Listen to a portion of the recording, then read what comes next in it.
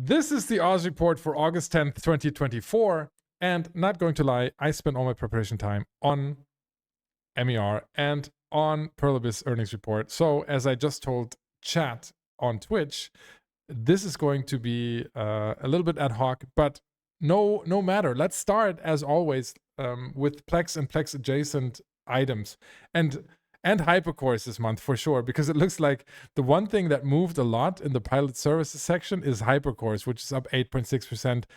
I am super happy about that because, as you guys know, I was one of the people that invested big on the 2-for-1 sale that they had months ago. I mentioned this almost every week. So if we look at the actual game client here and we look at the Hypercores and the graph, you can see that it is almost back at normal. Now, what you have to know about the Hypercore graph is that at around 500,000 here is where you have parity between Plex purchase and ISK purchase, because they cost, you get 10 for one Plex.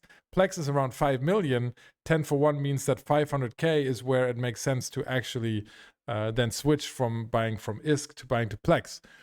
Now we're at prices that are nearing that at 545, for example, right here. And so we can sell sometime soon. And that is a very, very successful investment then in the end. If we look at the other Plex adjacent items, Plex is still increasing. There was a real money store sale, but that never really has a lot of impact here. The real money sale was on skill extractors, 20% off. That doesn't impact this too much. And to be honest, it didn't even impact the skill extractors all that much. Yes, we have a little bit of a downward trend here, but really not that big. Skill injectors overall continue the slightly negative trend, but that is really because if we're looking at what's going on with skill farming profit, we see that it's very similar to last week. It's 200 million, give or take, per month per account. And so, yes, it's still worth doing skill farming, especially if you're taking advantage of sales.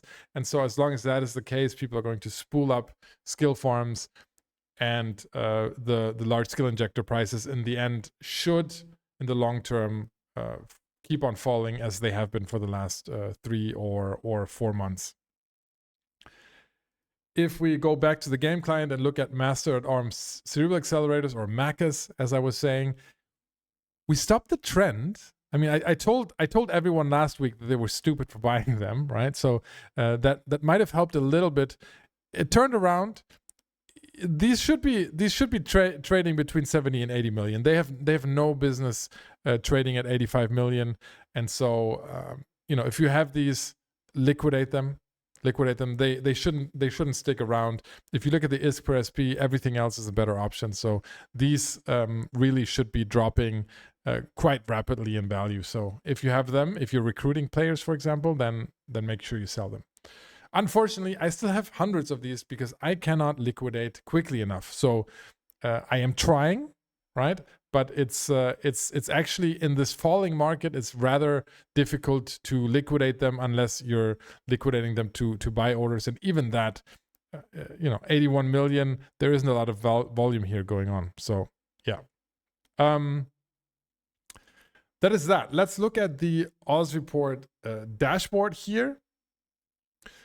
And if we check out what's trending up, then last week we had the Pyrolancia agency drugs trending up quite significantly. Now it's the hard shell. Overall, we can say, yes, these agency boosters are just not as available as they used to be. They're much harder to come by. And so if you have a lot of these, it's worth looking at liquidating these continuously, because they are going to they are quite expensive right now, and every week something else seems to be spiking just because the availability is much lower than it was before. Rather, a little bit surprising is the amber mycosarosin that we see here, up 17%.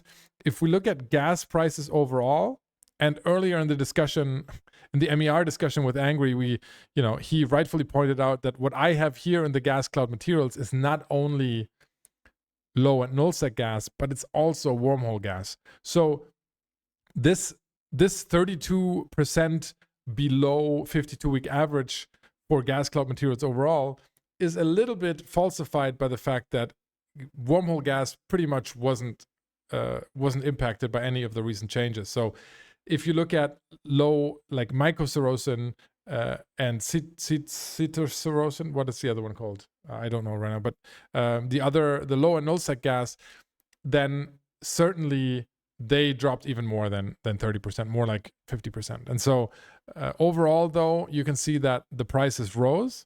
And so we do have a bottom. I think there is a turnaround, and I don't think that there's going to be the price is going to be rising, but at least it's not falling anymore.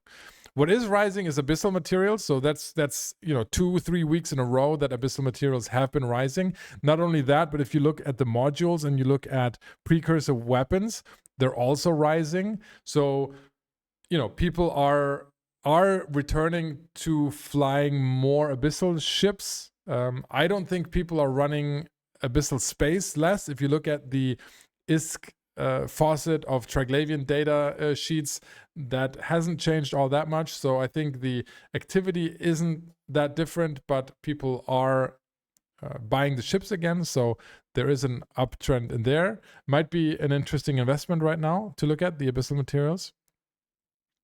The rest of the raw materials, so moon materials, minerals, salvage, we saw a lot of ups and downs in the last weeks.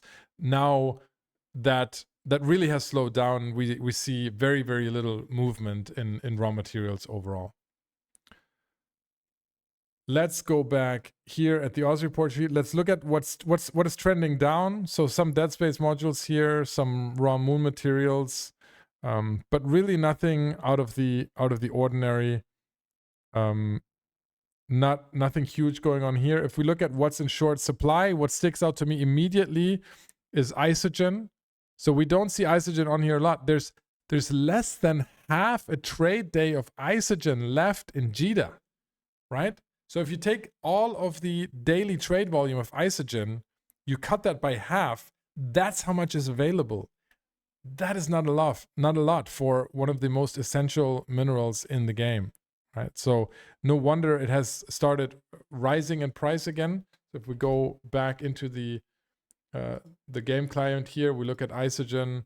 Look at this. It's higher than it was before the expansion, right? And so this is not at all what CCP intended. And this is a testament to how little the Equinox expansion has impacted mining and nullsec, because you would want to see more Isogen entering the market, because it should be insanely lucrative to mine Isogen right now. But for some reason, the supply just can't keep up with the market.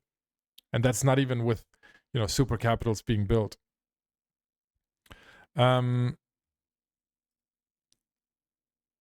Going back into our dashboard, the rest of this looks pretty normal. I do see a lot of implants in here. So if you're looking at implants, crystal implants, for example, here have been the mid-grade crystal omegas have 80% of the market being bought up, and also the mid-grade crystal epsilons, 60% of the market being bought up. So clearly an indicator of something going on. Somebody preparing for what crystals are shield implants, right? So somebody, preparing possibly large fleets or manipulating the market a little bit. So crystal implants, watch out for market activity there. And we can also see planetary commodities, mechanical parts, nanofactories being bought up. That is, a lot of the PI that it used right now is used for